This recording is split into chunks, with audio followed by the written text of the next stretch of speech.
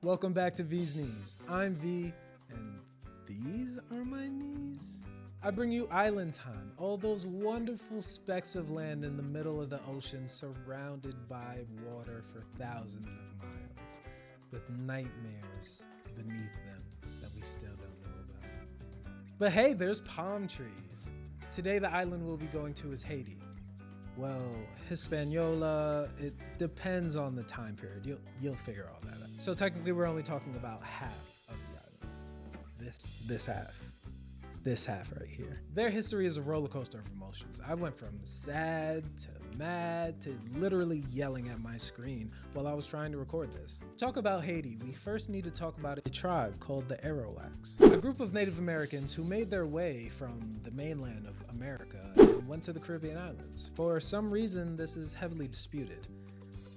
So the worst thing that's ever happened to any person with a little bit of melanin in their skin, I'm guessing you can imagine who I'm talking about, decided to go visit the Taínos one day to say hello.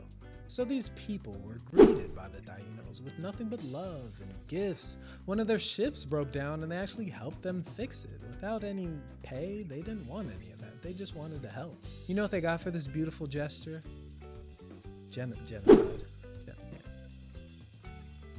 Yeah, they ravaged the island. I mean, Christopher Columbus was known to throw babies off of waterfalls. So. There were several accounts of very terrible things happening. Like, they had competitions of throwing natives into vats of boiling soap.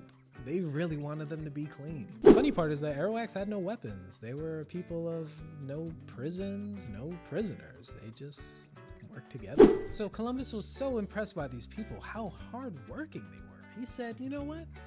Let's just have them do it for free always. So Spain seized their land and put them in the gold mines. Oh yeah, and kids were also used as dog food.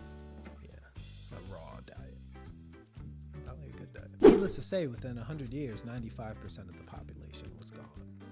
From about 1492 to 1625, the Spanish had a hard time keeping everybody under control. It was a little hard for Spain to keep this up, so eventually they split the island in half. Spain and France went halfsies on the island. I'll take this side, you take this side. Objectively, the Spaniards, bad people. But the French said, hold my baguette, I will show you pain. The French started importing hundreds of thousands of people from Africa. Hundreds of thousands.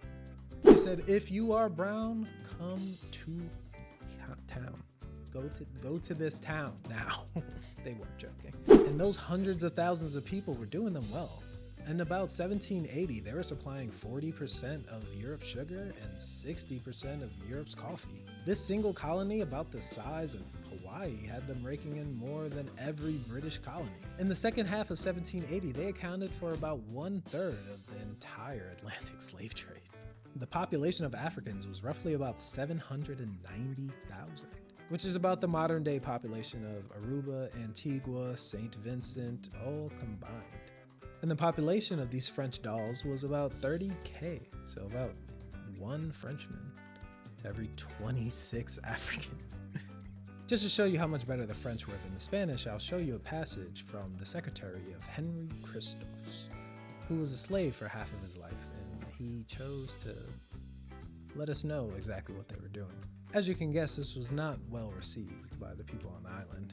So a man named Macando,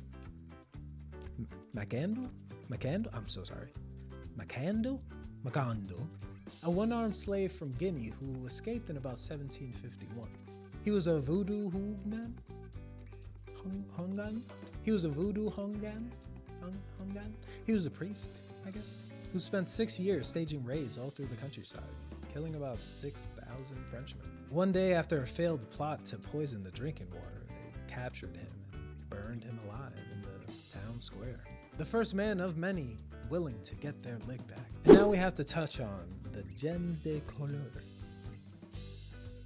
People of color.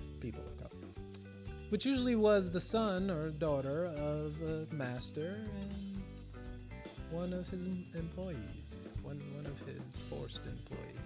The mixed race community was about 25,000 at 1789. Let's just call them mixed kids. Some of these mixed kids had rich fathers, as you would assume. But these mixed kids forgot how the rest of the world would seize them. So the law said that they couldn't marry white, they couldn't wear European clothing, they couldn't hold a gun, they couldn't talk when a white person was present, they couldn't go to the house of any white person present, but somehow it let them have land. So a lot of these kids had a lot of land that was passed down from their fathers. In about 1789, a quarter of slaves are owned by these mixed kids. With the revolution raging in France, these mixed kids thought, we want to be just like our fathers. We want to feel superiority above everybody else for some arbitrary reason. So in 1790, the French said, okay, you can have these rights. So a guy named Vincent Ogre, I don't claim him, went back to the island cheering, oh, we can hold guns, we can hang out with you guys. But the people on the island weren't having that. He just said, no, you can't. This Vincent decided that he was going to riot. He decided that all of us will come together to get these rights. And he thought that people would be by his side, but a lot of these mixed kids just said, I don't mind how we got it. We got it good. Like, we got it good. A white militia and a bunch of volunteer slaves said, we will fight against you guys. Like, imagine being so shitty that people who are also of color said, no, we're not fighting with you. We'd rather fight with the guys that oppressed us. He's tried to escape to the Spanish side of the island, but they just turned him in and he was burnt alive. But about a year later, they finally got these rights. Our next part is where it really gets messy. The Haitian Revolution. Let's focus on a man named Toussaint Louverture.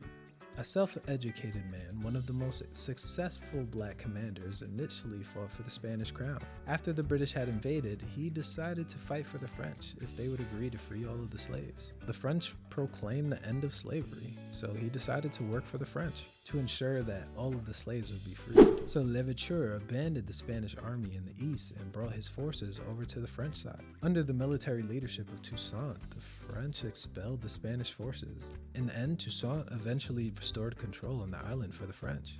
He was a very intelligent man, organized, articulate, having made himself a master of the island. However, Toussaint did not wish to surrender too much power to the French. Toussaint defeated the British in 1798.